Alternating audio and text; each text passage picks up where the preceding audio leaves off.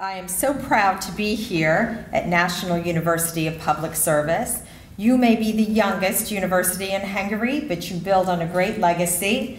And truly, this is one of the premier training centers for military officers and civilian leaders in the area of security and defense policy in Central Europe. Those of you sitting here, together with your counterpart students in other NATO member states, are the future leaders of our transatlantic community. And before I go further, I would like to recognize a leader of today, Brigadier General Jozsef Padanyi, the university's Vice Rector, on the occasion of your recent promotion. Congratulations. As you know, the next NATO Summit will be held in Chicago. I am here to discuss with you what the United States anticipates will be on the summit's agenda. But before I do, I would like to talk about the three stages of the evolution of the transatlantic community.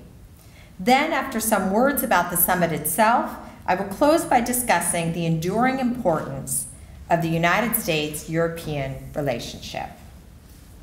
NATO was originally founded in 1949 out of the rubble of a devastating war. The vision of its founders was an institution that could create the necessary conditions for economic recovery, political stabilization, and an end to nationalist militarism that characterized the first half of the 20th century. First and foremost, NATO served to protect Western Europe from the Soviet threat. It locked the United States and Europe into a common future.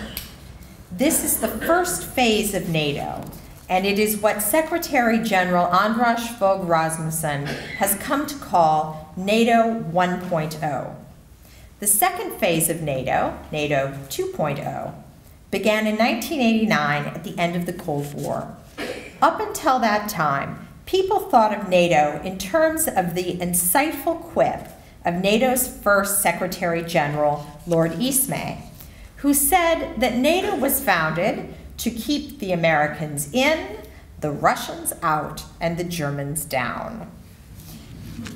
But after 1989, the alliance's primary focus dramatically shifted from deterring or preventing armed conflict to stabilizing and transforming Central and Eastern Europe. From 16 member states in 1989, NATO has grown to 28 member states today. One person in our audience was an eyewitness of this sweeping change. Frank Kalmar is now a senior advisor to the Hungarian Minister of Defense. On March 12, 1999, Frank was a newly promoted Brigadier General and a senior Hungarian defense representative at NATO's military headquarters in Belgium.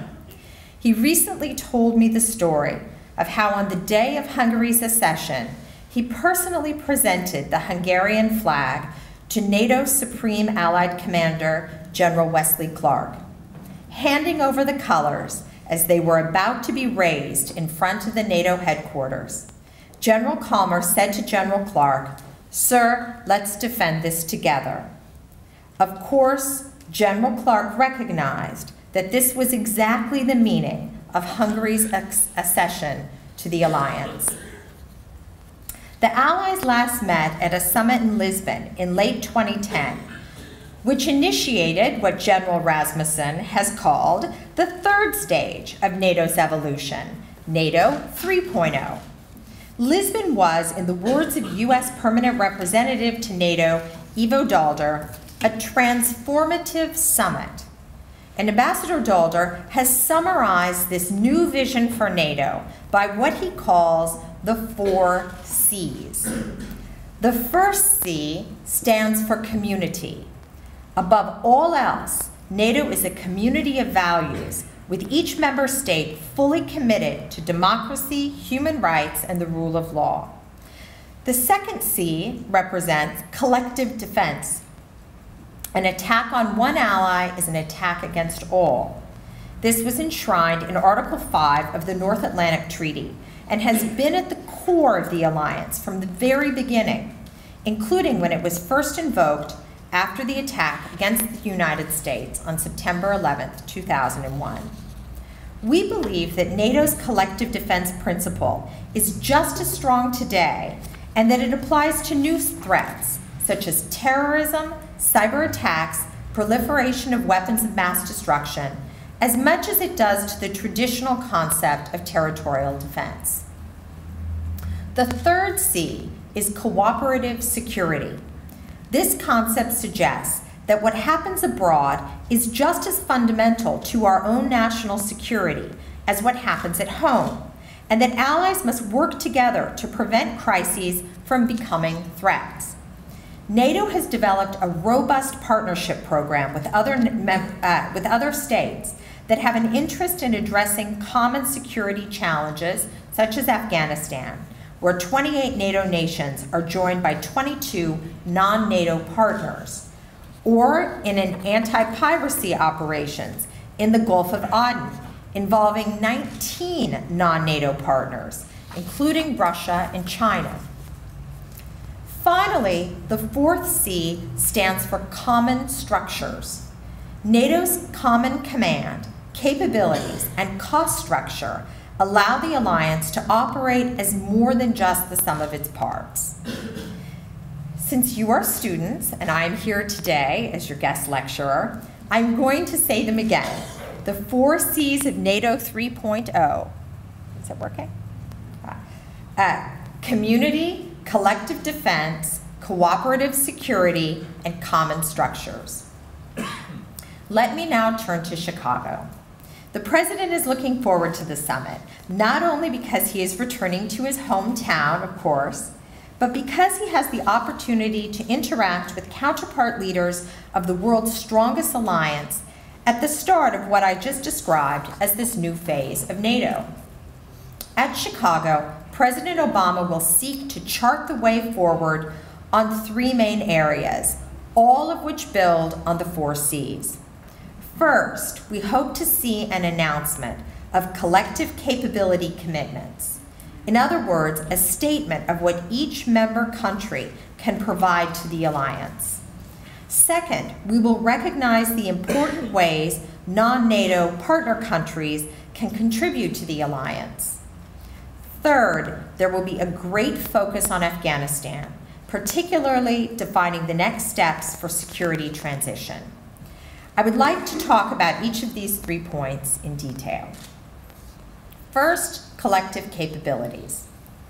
In recent years, it has been widely recognized that there are many ways that NATO allies can improve the way we work together. Finding these efficiencies is increasingly important in times of decreasing defense budgets. Secretary General Rasmussen has called this concept smart defense, and we fully agree that it is the only way forward for every NATO member state. One excellent example of building our collective capability, which is often raised by senior US and NATO leaders, can be found right here in Hungary. Although not technically a NATO institution, because there are non-NATO partners that participate, the Heavy Airlift Wing at Papa Air Base draws on the best tradition of military cooperation. Since 2008, the HAW has maximized the capabilities of its 3 C-17 aircraft by pooling and sharing their air hours. It brings airlift capability to nations that could not otherwise afford it. It also decreases the costs involved for every partner, freeing resources that can be used more efficiently in other areas or create unique capabilities that can further aid the alliance. Whether to assist earthquake victims in Haiti, aid the Polish nation by transporting the remains of those tragically killed when President Kaczynski's plane went down, or sustain the ISAF forces in Afghanistan, the HAW has stood ready to serve. Another collective capability we hope to announce in Chicago involves the Phased Adaptive Missile Defense Plan. In Lisbon, we agreed that NATO would create and deploy a missile defense system to protect NATO European populations, forces, and territory. The first phases of this system are being put into place, and by Chicago, we hope to be in a position where NATO can take command and control of a system that can provide what has been described as a limited defense against a limited threat. If and when a threat evolves, NATO's capability will also evolve. I will now turn to the second topic that will be addressed in Chicago: NATO's partnerships. Non-NATO members have made a clear contribution to allies' security and international security more broadly. Today, NATO has 40 partners around the globe and has committed to reach out to others who share our interest in peaceful international relations. Just as NATO is continually evolving, there is a growing recognition in Brussels and our individual capitals that allies must involve a wide range of partners to meet new challenges by enhancing consultation on security issues of common concern and cooperation in priority policy areas. For the U.S., this includes the need to have constructive security cooperation with Russia. The Reset Initiative, announced in 2009, said that we are going to work constructively with the Russian government to find areas of common interest where we can solve problems together.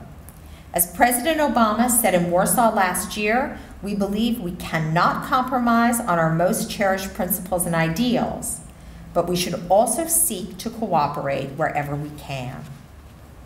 This approach has delivered real results, including the adoption of a new START agreement, cooperation on Iran and North Korea, advances in our common non-proliferation agenda, acceleration of Russia's accession to the World Trade Organization, the creation of the Presidential Bilateral Commission, and U.S.-Russian cooperation in the transshipment of U.S. and NATO supplies to Afghanistan through the Russian territory. The third subject to be addressed in Chicago is, of course, Afghanistan. At the 2010 Lisbon Summit, the United States, together with our NATO allies, partners, and the Afghan government, agreed to support an Afghan-led transition process. This transition began in 2011 and will result in the Afghan government taking full responsibility for security across the country by the end of 2014. At this moment, nearly 50% of Afghans living in areas where Afghan national security forces have led the response are now leading the responsibility for security. These areas include Kabul, Jalalabad, Mazar-e Sharif, and Herat. By the middle of 2013, Afghan forces will be in a position to assume the security lead across the entire country. We can then devote the second half of 2013 and all of 2014 to completing the job of helping Afghans to develop the capability to ensure security for the entire country. Once that point is reached and the transition is complete, our role will change. The ISAF's post-2014 presence in Afghanistan will be at the invitation of the Afghan government and aimed at supporting a sovereign Afghan government and countering terrorist threats. In Chicago, these important milestones related to the Afghanistan mission must be discussed, as well as how to strengthen the NATO-Afghanistan strategic partnership and assist the Afghan National Security Forces. Our military forces and their civilian counterparts are in Afghanistan for a very clear purpose: to support the Afghan people and ensure that Afghanistan is never again a base from which terrorism can spread. They are transforming and empowering the Afghan people by training and equipping Afghan security forces, protecting civilians, and working to build both the necessary infrastructure and capabilities necessary for economic development and a functioning civil society. I would like to touch upon Hungary's substantive contributions in this area. By maintaining nearly 500 soldiers in Afghanistan, where Hungary leads a provincial reconstruction team, an operational mentor liaison team, 2 air mentor teams, and a Special Forces operational detachment. And while working on various international security assistance forces regional headquarters, you have become an important and valued component of the overall mission. I have seen this with my own eyes in the company of Minister of Defense Hende when he invited me to go with him to visit Kabul, Mazar-e Sharif, and Baghlan province, where most of your troops are located. Your work has been praised by Afghanistan leadership, including the governor of Baghlan, who has twice told me in person about the many ways that Hungarian forces are making a difference in this region. I can tell you that I felt enormous pride seeing US and Hungarian soldiers standing side by side, bravely serving our countries together. So, to reiterate, again, because you are students, we believe that the Chicago Summit will focus on these 3 areas: collective capability, commitments, partnerships with non-NATO countries, and Afghanistan. But it is critical to emphasize that in order to accomplish these goals, we must work together. The United States needs allies. Europe needs allies. And there is no stronger force or natural partnership than the transatlantic community. President Obama underscored this in Berlin when he said that partnerships and cooperation among nations is not a choice. It is the one way, the only way to protect our common security and advance our common humanity. He said, America has no better partner than Europe. President Obama has visited Europe 10 times while in office, and Secretary Clinton has made nearly 30 trips to this continent, including a visit to Hungary last year, where she thanked the Hungarian people for your contributions to our collective security.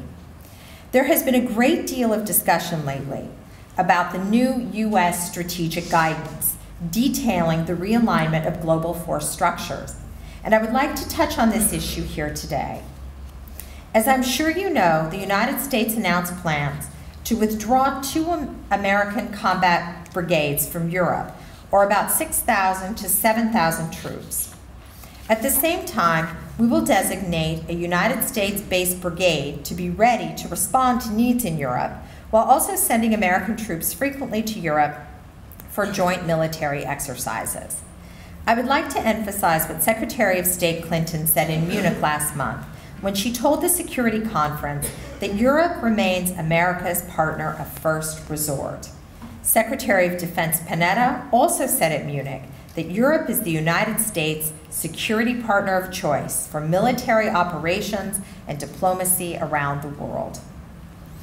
I would note that our rebalancing of global force structures reflects the fact that more of our strategic challenges in the future are likely to be in the Pacific. We must work together with our European allies on these challenges, just as we have worked together to resolve crises elsewhere in the world. Maintaining our shared commitment to peace and stability requires a sustained resource commitment. In addition to your military's operational successes, for which we applaud Hungary, I want to emphasize that maintaining defense spending is a responsibility of every member of our alliance. While the established spending goal for every NATO member is 2% of GDP, Hungary's defense spending has slipped to 0.7%. This is roughly 65% below the NATO target, largely a result of the 25% budget cuts absorbed by the Ministry of Defense over the past 2 years. The subject of spending levels by NATO members will certainly be raised at the summit, where each ally will be encouraged to make better progress on this important standard. Of course, the US government will continue to assist the Hungarian Defense Force in any way we can. Over the last 3 years, we have spent roughly $30 million to help the Hungarian military acquire equipment critical for its deployment readiness, including armored Humvees, and night vision goggles. We have encouraged Hungary's plan to develop more affordable and sustainable capabilities and divest from Soviet-era legacy programs and systems. These currently place a burden on the budget, deliver little capability in a coalition environment, and prevent the transition to more modern interoperable systems. Simultaneously, we have attempted to help Hungary develop military capabilities that have both domestic and international applications, such as in disaster response and humanitarian relief. At every level, we see Hungarians as excellent partners. We believe you see us in the same way. So, thank you again, Dr. Kounalakis, and the entire National University for Public Service for this opportunity to speak with you. I'm very happy to be here, and I am happy to answer any questions that you might have.